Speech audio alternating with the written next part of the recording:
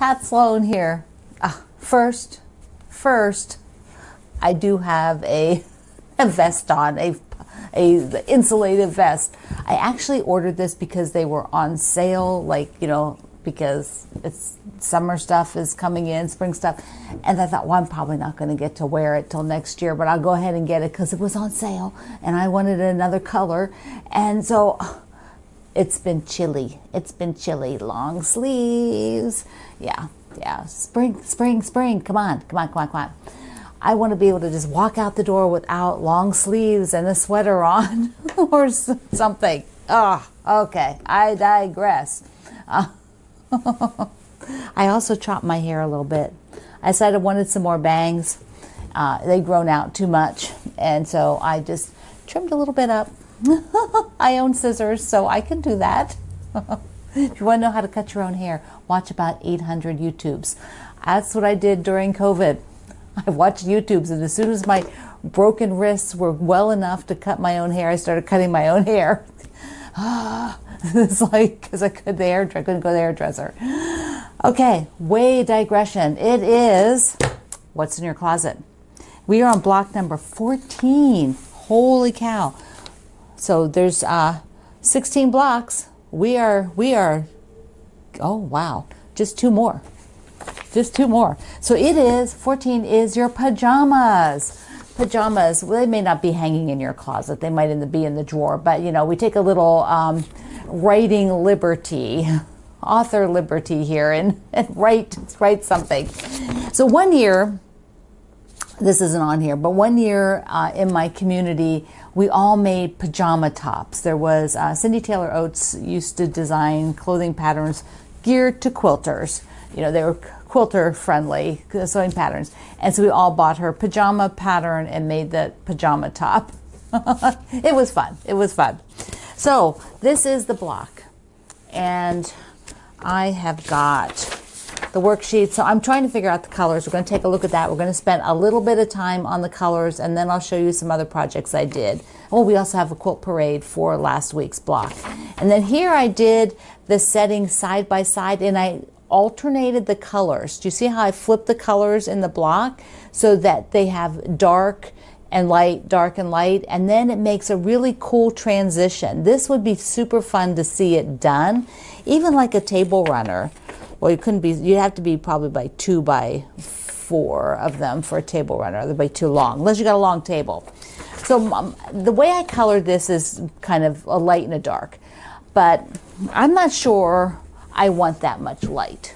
So here you can see all the blocks, and I pulled, you know, I'm getting down to being super specific on colors, and we are also going to, chairs in the way, we're also going to look at the sashings, because now I am super specific, because I only have these spots. I've been sewing everything together, so I have to be super specific.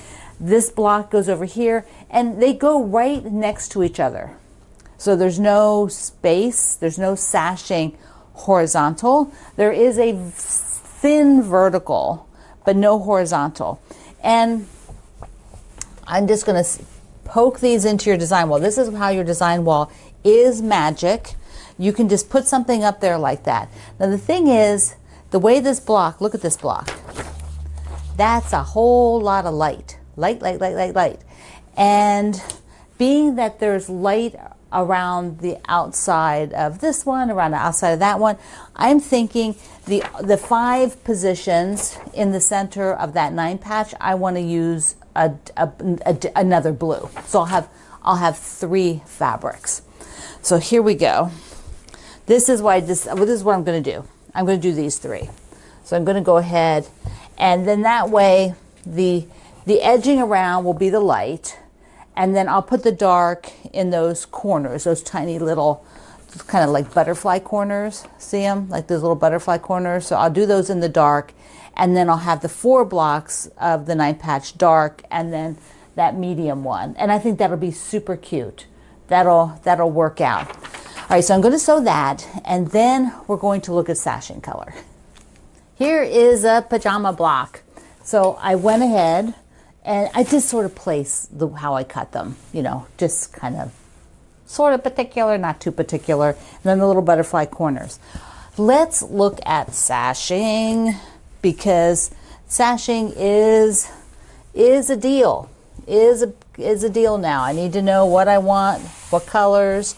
And so you see here how you've got so much light, you know, going right next to each other. So if it had all of that light, I just felt like it felt like it lost the block. I didn't really feel like I could see the block. Okay, now I've got some strips cut. Let me tell you my thought process. One is I've got this beige, and it's in a couple places, some beige, beige, beige. And I thought I'd like to do it again, but not right down the middle again. That just makes too much of a visual.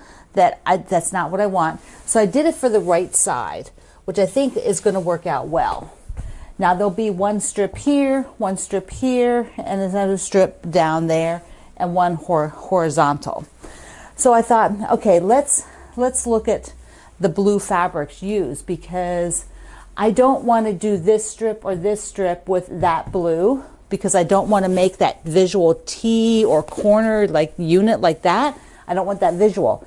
Also up here you have two blues and you have a third blue. So I've got four blues that I cannot use on that left side at all. So I thought, well, okay, let's do instead one of the others, which will be easier.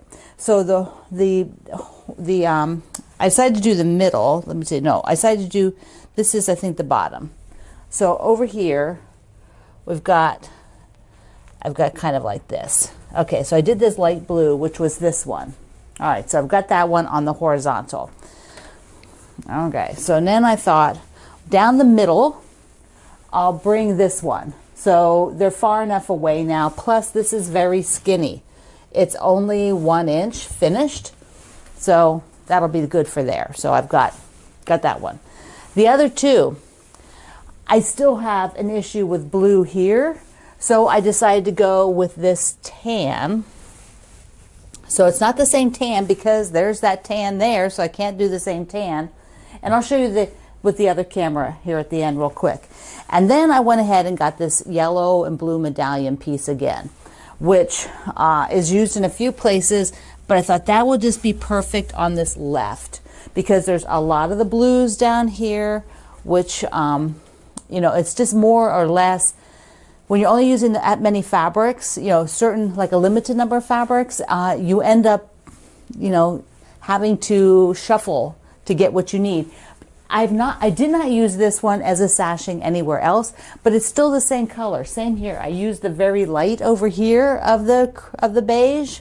And so I'm good with that because it's still beige. They read the beige. So I'm really happy with that. It means we only have 2 blocks. It also means I can sew this. 1, 2, 3, 4. I can sew those 4 together today. I mean, not on camera, but I'll sew them so that I have them done. Here it is straight on. Ah, looks so good. Good, good, good. 1 block, 2 blocks, and then we are done. So fun. All right, my friend. Let's see. What do we got now? We are going to go and see a quilt parade of your blocks from last week. Arlene starts us off seaside. Love the lighthouses and that background fabric. Barbie then takes us to Paris. See, there you go. You went from the seaside to Paris. So pretty. Betty has a gorgeous, gorgeous fall block, and she put in a sweet fussy cut basket. Love that. Bonnie is showing us 2 blocks, and in her patched up quilting block, or patched up clothing block, she has a little sunbonnet Sue. Isn't that sweet? So you can put things in here. Just watch. A few more of you did. Carol's using my fabrics, a drawing room, and I love her version. And she used such, she did fussy cutting. Yours turned out so cute. Cynthia's also using my drawing room, and she put the basket in. I love it. I love it. And another Cynthia. Look how sweet her blocks are. We get to see 2 of them. Today I'm not doing any family portraits except for a couple of sibling blocks like this. Deb, she took the patched up concept and used some leftover squares and made a little border to make it bigger. So look how sweet that is. That is such a great idea for your scraps. Deborah did also fussy cutting of a flower from the fabric. So that's Beardra Pierce. I can't pronounce that. I can see it in my head, the word. But it's a type of technique where you cut an image from the fabric and you applique it down. It's cute. Doriana, look how sweet her basket is. That is an awesome fabric. Love, love, love, love, love, love that fabric. I have some of that fabric. I need to sew something with it. Frankie Jean, another seaside trip. We've got some cute whale fabric. Karen's has also got water. She's got more tropical, the dolphins, the shells. Those are so good. Here's our ambassador Kendall, one of the 2 blocks he did, 2 versions. So you want to go out and see his YouTube today, rather. Go to his YouTube and you can see him making our What's in Your Closet block. Marilee has, oh, look at the owls. How cute are they? I am loving the owls. Our ambassador Melissa, here's another in her awesome series. Her quilt is coming along so cool. Mindy's, look at the dots. Just look at those dots. I love them. Love them. And the tractor fabric with the chickens on the chairs. So cute. So, so cute. Nancy's got another sibling set here. Beautiful fabrics. Look at that big print in the middle. This is a great block for big prints. Patty's is sweet, sweet as can be with the turquoise and pink. And then she fussy cut a flower to put on her basket. Priscilla found some cute fabric for the middle of hers. Look at that. And that pink yarn goes perfectly with the pink in the block. Sharon's got the red truck and blue trucks, a very Americana block. Darling, darling fabric. Stacy's is beautiful pink. Sue's gorgeous, gorgeous block. Look at this. I love the poppy fabric. And Terry's is just gorgeous. Love that. Also that middle fabric. Everybody found such cool fabrics. Now here's mine again with my drawing room. And now I want to show you my basket that I did from Solstice. So here's my basket from the Solstice. And then I messed around at that time when I was doing the Solstice and I did 4 together. And here's how it looks. And I actually built them out and put more of the units around the outside. So you can see it's actually bigger like that. So fun. Thank you everybody for sharing your gorgeous blocks. Your blocks are so fantastic. Just wonderful. It's been really fun to do the parades each week with your blocks. And this week I just did, as I said, I didn't do any of the big family portrait ones. All right, what else do I have? I worked on the tulip banner and it's done. Let's take a look. So I am trimming the tulips and here we go. So I want to get the banner. I want to get it on the door. But one thing I do that, I don't know if you do this, but I thought, okay, I'm just going to show you. Because, whatever. This is real life quilting, what I do. So this piece is going to be the hanging sleeve for the banner. And remember, this is a kit. These banners are in a kit. This is the tulips, the kind of Art Deco tulips. And there's still some kits for this and the bunny. So anyways, what I do is, because this is the hanging sleeve, I'm going to use this piece. I need to get rid of this piece of batting. And because I've quilted into the edge, I just pull the batting back a little bit and use my rotary cutter to just slice the little threads, just pop them like that. And it works really good for the machine quilting, because you've done maybe a loop sometimes into the outer thing, particularly if you might get this back from your long armor and want to do this. I know a few of you do get your quilts trimmed by the long armor. I don't, because I need this fabric.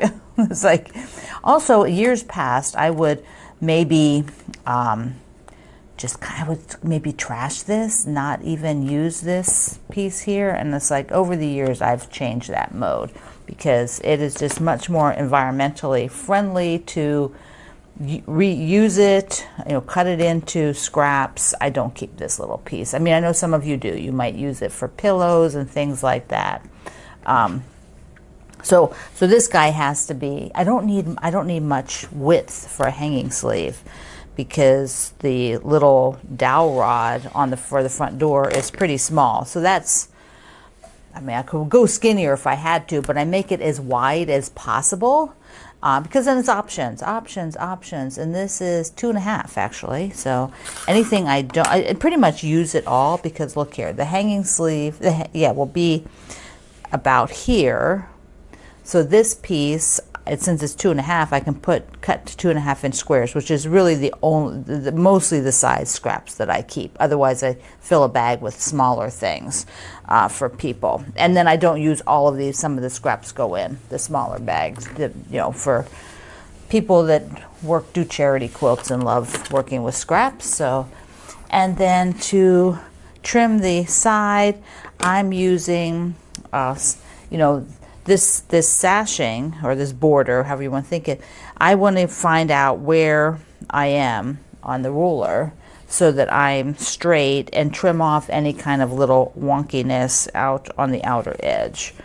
And so that's what I'm doing, and that's how I will approach getting all the rest of the sides done.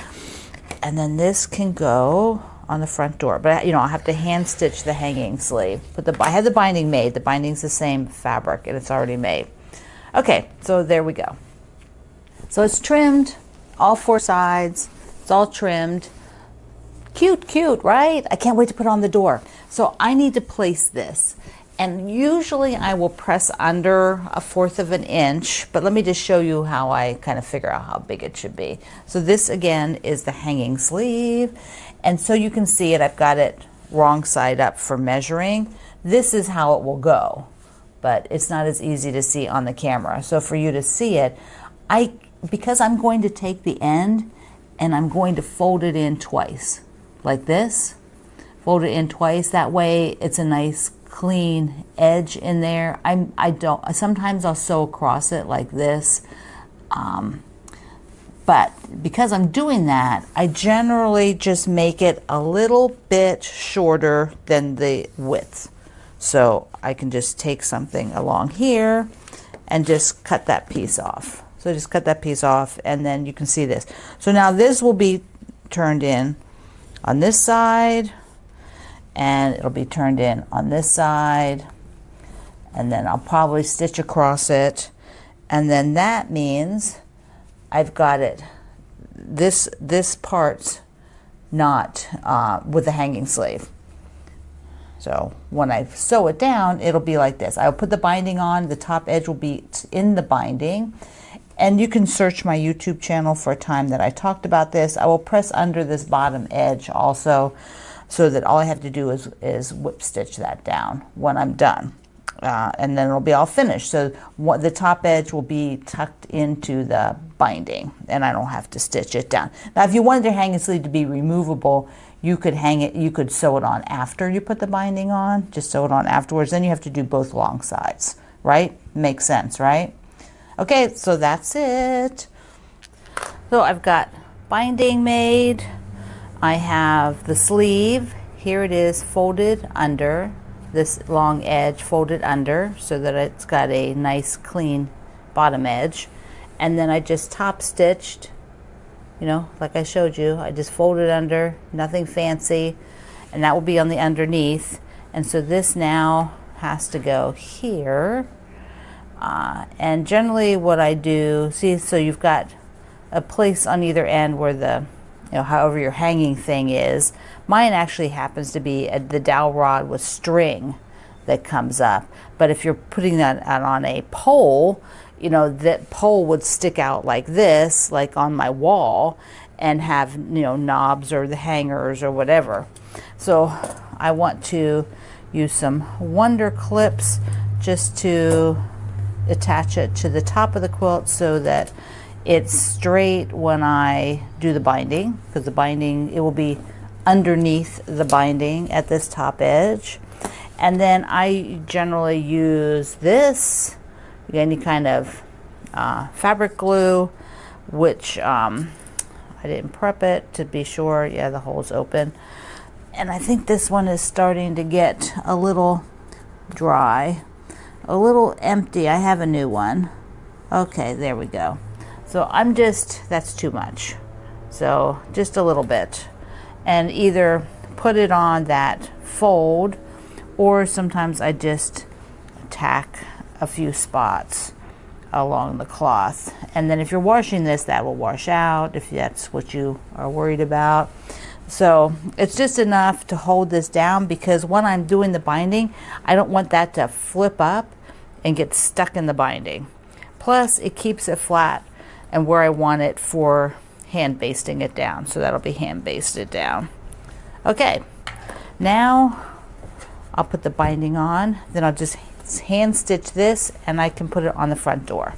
Yes, tulips. Oh, also check that you're at the top of the tulips before you sew. Top of the tulips, hanging sleeve. Don't accidentally put it on the bottom. Yeah, you won't be happy. So there we go. I've got it binding sewn down on the whole thing. Ta-da! So cute, right? So I'm going to go put it on my front door. I have to take the dowel rod down and take off the more springy block that's up there and put this on. So here it is hanging on the door. It turned out perfect. I was thinking, oh, it might feel a little long, but it doesn't. It feels so good. It looks so good. For those of you who are new to what a dowel rod is, this is a dowel rod. It's wooden. You get it at the hobby store, or craft stores, whatever.